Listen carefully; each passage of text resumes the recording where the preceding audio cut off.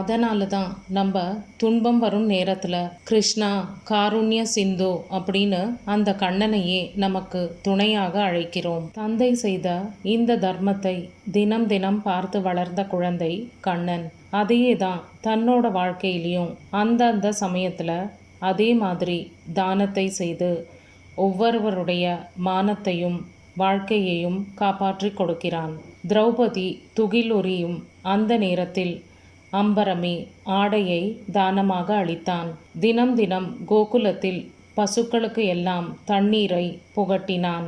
தண்ணீரே பாண்டவர்களுக்கும் திரௌபதிக்கும் அக்ஷய பாத்திரத்தையும் கொடுத்து தக்க சமயத்தில் உதவினார். காருண்யம் நிறைந்த பகவான் ஸ்ரீகிருஷ்ணன்.